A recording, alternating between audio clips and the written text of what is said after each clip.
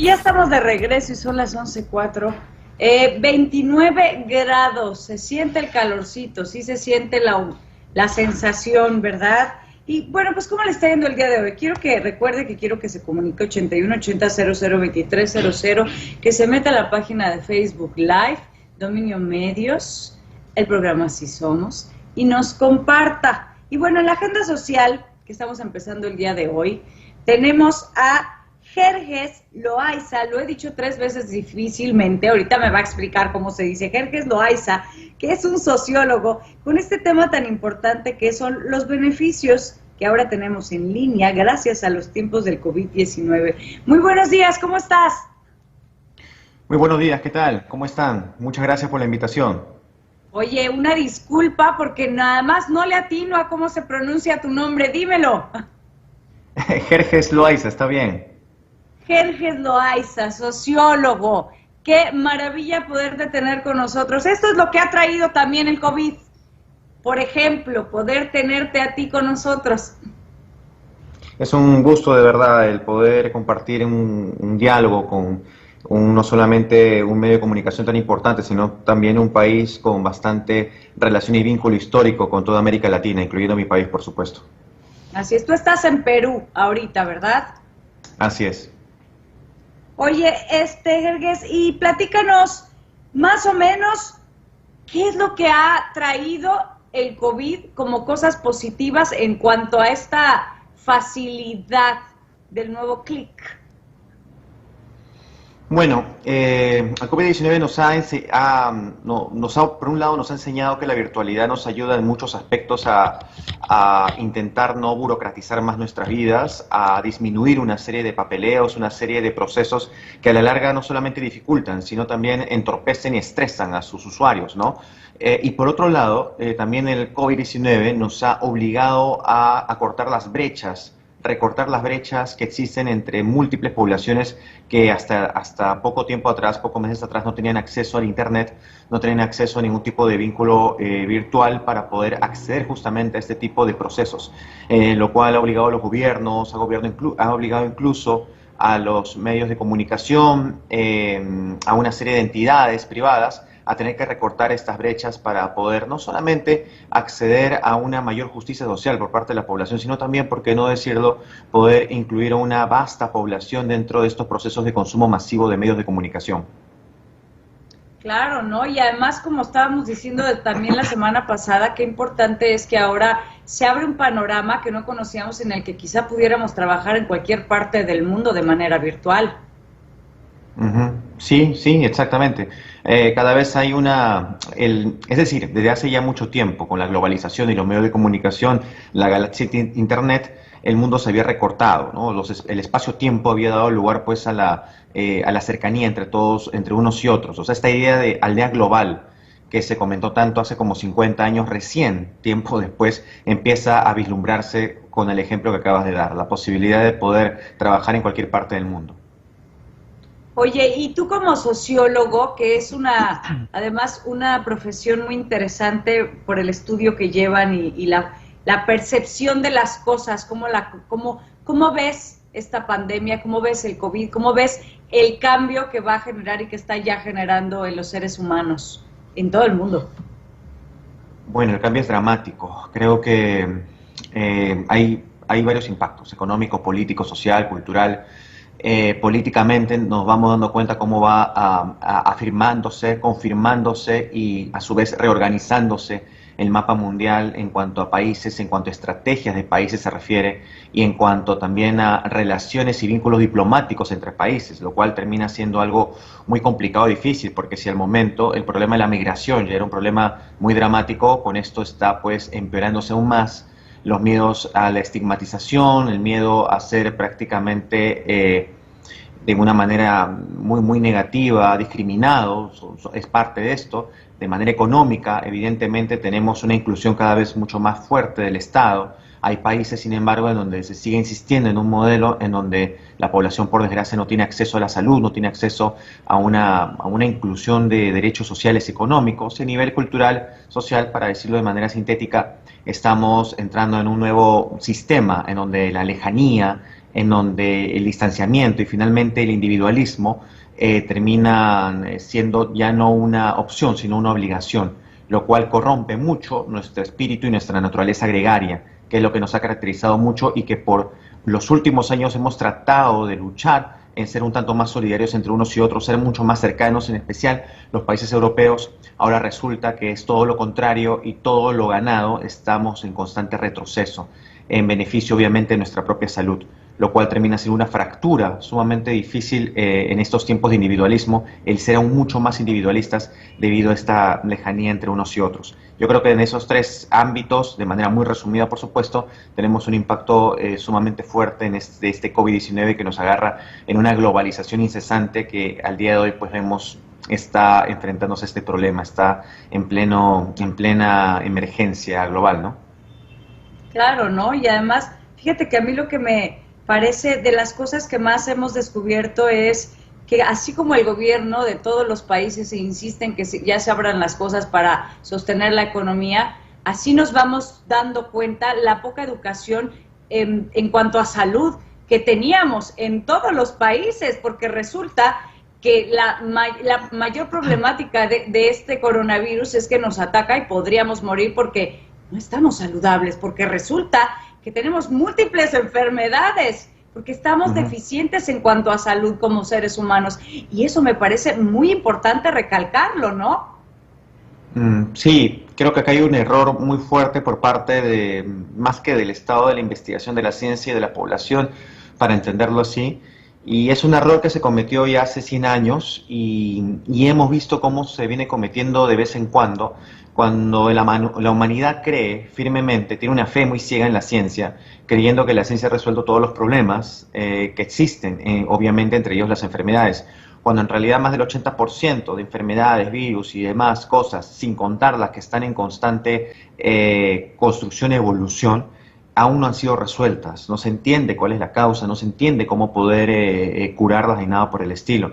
La ciencia, en el sentido médico, por supuesto, ha avanzado pues con bastante esfuerzo, pero de una manera muy lenta, en comparación con la gran cantidad de población que viene germinando nuestra humanidad y obviamente en comparación con el urbanismo, la contaminación y obviamente estas nuevas formas que van creándose, ¿no?, de virus, enfermedades, justamente con este crecimiento ilimitado de la población y por supuesto este crecimiento de la desigualdad, de la pobreza, que a su vez trae consigo otro tipo de enfermedades. Si a esto le sumamos toda esta crisis medioambiental, pues el tema es mucho más complicado. Creo que la población a veces tiene una fe desproporcionada hacia la ciencia y no se da cuenta que lo que venimos viendo y viviendo ha ocurrido en diferentes momentos de nuestra historia y es muy probable que debido al momento que estamos viviendo vuelva a ocurrir, tal vez no dentro de mucho tiempo, y sea ya una constante en nuestra humanidad.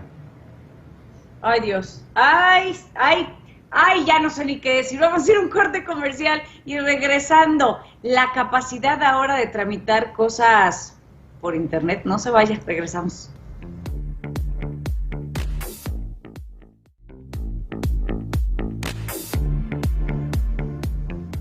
Y ya estamos de regreso y seguimos aquí con Jerjes Loaiza, sociólogo, con este tema de beneficios en línea en tiempos de COVID-19. Y han salido muchísimas cosas, Jerjes. Por ejemplo, aquí en México resulta que ya se puede adoptar por este medio. Ya se puede adoptar a un menor por este medio. ¿Qué opinas al respecto? Bueno, llama mucho la atención. Cuando me enteré no podía creerlo, porque evidentemente hay una serie de procesos, una serie de elementos previos que hay que atender con respecto a no solamente a la voluntad de los padres, sino obviamente del menor, entendiendo obviamente su edad, entendiendo la dinámica y la mística a la que se corresponde. En todo caso, creo que esto forma parte de, obviamente, no solo una necesidad, ¿no?, en cuanto a lo que se refiere al interés superior del niño y las necesidades que tiene dentro de determinado ámbito en donde, por desgracia, termina siendo no solamente abandonado, sino maltratado. Y hay muchas familias que tienen pues a la posibilidad de adopción antes de la procreación necesariamente, ya sea por elección o porque no tienen de otra opción. A esto se suma pues el tema, como se conversó en el bloque anterior, de que hay una intensidad de querer aminorar los papeleos, los procesos burocráticos en beneficio de la realización justamente de todo tipo de actos, ¿no? Así implique, por supuesto, ese tipo de situaciones que obviamente nos puede parecer un poco exageradas, un poco apresuradas, pero es parte de esta nueva sociedad virtual que se nos acerca, ¿no? Estos nuevos procesos inmediatos. No la vamos a poder detener. Por ejemplo, todo esto que vino de la educación virtual, que algunos ya lo hacían porque estudiaban, hay gente que estudia las carreras virtual y las maestrías, pero de ahora de pronto desde el kinder, primaria, secundaria, los niños que sí no estaban preparados y que a veces el maestro en clase tenía que estarles insistiendo que ponieran atención, de un día para el otro se volvió virtual. La educación virtual, todo un año escolar, o sea, obviamente lo que quedaba, pero ya se acabó el ciclo, entonces van a entrar además de manera virtual, así será más o menos hasta diciembre. ¿Qué opinas tú al respecto? ¿Cómo afectó eso? ¿Cuál es tu opinión como sociólogo? Bueno, el impacto es dramático porque la escuela, obviamente también la universidad, pero la escuela primaria, secundaria, no tiene como objetivo principal la educación, o sea, el tener una serie de conocimientos, aprendizajes, contenidos académicos. Eso es un objetivo importante, pero es secundario. El objetivo más importante de toda escuela es poder tener un lugar de interacción, un lugar en donde se aprenden a jugar determinados roles, en el que se aprende a respetar los derechos de los demás, en donde aprendemos a reconocernos a nosotros mismos a través de una interacción, no solamente social, sino psicológica, en donde podemos entender al otro a partir de mi entendimiento de mí mismo, de mi propio yo. Este proceso de interacción que implica juegos, implica debate, conversaciones, implica pues, por supuesto, una serie de encuentros y desencuentros físicos.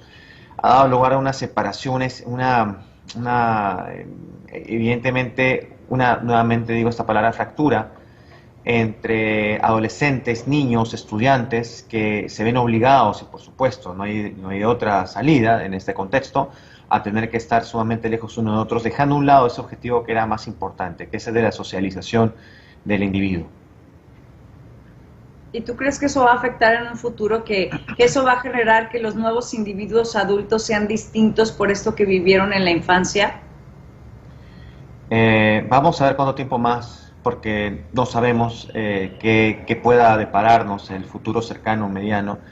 Yo creo que esto puede convertirse en una anécdota trágica, triste, difícil, dependiendo de lo que nos ha tocado vivir y de los familiares que nos ha tocado perder tal vez. Y tal vez retrocediendo en el tiempo podamos aprender de este episodio en lo que fallamos, lo que nos faltó y obviamente también lo que nosotros podemos subrayar como algo importante, porque la educación virtual no es algo negativo, es algo muy importante y positivo. El tema es saber administrar tanto elementos sincrónicos como asincrónicos dentro de una dinámica que no genere estrés y obviamente una dinámica sumamente cómoda, ¿no? Que invite al estudiante a formar parte de un espacio, si bien es cierto virtual, un espacio amical, un espacio sumamente hospitalario, ¿no? Yo creo que si nosotros accedemos a ese tipo de lecciones, esto va a ser positivo. Sin embargo, si esto sigue sumando más y más semanas, meses, y esto se vuelve una constante, evidentemente que va a haber acá un problema muy fuerte a nivel de sociopatía por parte de las personas que están en este contexto, ¿no? Principalmente estudiantes, adolescentes, niños, pero se está viviendo también en jóvenes universitarios, quienes al menos no pueden acceder a las universidades en la actualidad. Todo esto está sumando y está generando evidentemente un trabajo muy fuerte por parte de los psicólogos que van a tener que tratar a muchas personas en el futuro con respecto a este momento tan difícil que se vive. Oye, y hablando de psicología, se abrieron y pues evidentemente todos los sitios en donde ya se daba terapia y donde ya se ayudaba, pero por esta contingencia se hicieron ahora de manera virtual, terapias virtuales, terapias en línea para ayudar a toda la gente en sus procesos. ¿Cómo ves tú eso al respecto? ¿Qué opinas de las terapias en línea? Es positivo, muy positivo, es urgente y necesario porque encerrados en nuestras casas o en todo caso ante salidas muy alejadas unas de otras o el no poder compartir espacio los fines de semana con los amigos, amigas, etcétera, salir a divertirse, a pasear, evidentemente genera pues una crisis emocional muy fuerte, ¿no? Y difícil de tratar. obviamente que hay niveles. Hay personas que tienen la alegría de estar con sus familias, algunos con familias muy extensas, otros recortadas nucleares, y otros no tienen esa suerte, están muy lejos de las personas que más quieren, ¿no? Personas que les ha tocado vivir esto de repente de manera solitaria. Creo que la psicología en línea tal vez no es la mejor opción si es que tenemos una opción física, o tal vez puede complementarse con la física ante la imposibilidad de poder tener que movilizarme, pero creo que es una salida importante en estos momentos para que nosotros podamos hacer algo, reconocernos a nosotros mismos, no solamente como víctimas, sino como agentes de cambio, como agentes de solución, como agentes de sanidad de nuestra propia personalidad, de nuestros propios problemas, y a su vez ayudar a las personas que viven con nosotros, o tal vez generar algún tipo de intercambio de opinión o de comunicación con nuestros amigos y familiares. Por lo tanto, yo creo que es algo muy importante que no se está dando, eso sí, en todos lados, en todo el mundo, y que creo que ya debería incluso tomar un rol desde el Estado, de poder ayudar a las personas que están en esta crisis constante, ¿no? Que además muchas, pues la misma crisis que genera, y como decías tú, no estábamos tan acostumbrados a todo esto virtual, y ahora los padres, madres de familia que trabajan de manera virtual, los que están afortunados y todavía tienen trabajo y se quedaron de manera virtual, también eso es un proceso distinto, ¿no? También ese genera ciertas cosas a las cuales pues no estabas acostumbrado, inclusive hasta tener un espacio para poder tener ese trabajo virtual. Sí, así es, no estábamos acostumbrados. El tema, y repito, esto depende de cada contexto, cada país, cada empresa, cada sociedad. El tema es también el estrés que genera este tipo de trabajo, porque antes cumplías tus 8 horas, 6, 7 horas, no lo sé, y ya ahora te quedas trabajando más tiempo del debido, porque bajo el pretexto de estar en casa, bajo el pretexto de que te estás en un favor a no despedirte, o bajo la lógica de que se debe cumplir con requisitos o indicadores de calidad mucho más altos, terminas trabajando 1, 2, 3, 4 horas de más y trabajas más tiempo y estás todo el tiempo sentado. No interactúas, no tienes momento de descanso, no sales a comer, no celebras cumpleaños con tus amigos, o sea, el mundo del trabajo, el mundo del ámbito laboral no únicamente es ir a trabajar, obviamente, pues no somos máquinas ni robots, implica una interacción mucho más amplia, y el estar en casa esto lo recorda tremendamente. No tenemos de otra posibilidad, por supuesto, no hay otra alternativa, pero entendamos que esto tiene consecuencias muy duras y cada familia sabe afrontarlas de acuerdo a las herramientas e instrumentos que tiene a su alcance, ¿no? En especial la compañía entre seres queridos. Oye, y a mí lo que me parece tan interesante es cómo aprendimos luego a hacer de manera virtual y en línea trámites muy importantes. Esa de la adopción es muy importante, pero así últimamente salen día con día, cada vez trámites más fáciles de hacer, bueno, fácil entre comillas, porque no estamos familiarizados, pero esto va a generar también un nuevo cambio que además pues las cosas no van a poder regresar a ser como son aunque se volvieran a abrir las calles normales, porque ya se hacen en línea. Sí, sí. Ahora, es decir, todo avance no puede generar retroceso. Y esto también llevó a reflexiones en el mundo hasta hace un tiempo en qué pasará si se recortan también los presupuestos basados en determinadas labores o determinados roles de trabajadores. ¿Qué pasará cuando estas máquinas que están empezando a surgir en diferentes países, por ejemplo en Europa, que empiecen a tomar las funciones de lo que las personas hacían en beneficio de que no haya contagios, terminan ocupando el espacio del trabajo de estas otras personas? ¿Qué pasa ahora que muchas personas también de más de 60 años están siendo despedidas de manera generalizada, porque se supone que se está prefiriendo que no les pase nada, pero estas personas también están perdiendo el trabajo? Entonces cada vez hay una reducción de la necesidad del trabajo, determinados tipos de trabajo por parte de las personas, lo cual es, por un lado, es positivo que estemos avanzando en muchos sentidos, pero por otro lado también hay personas que están perdiendo su trabajo.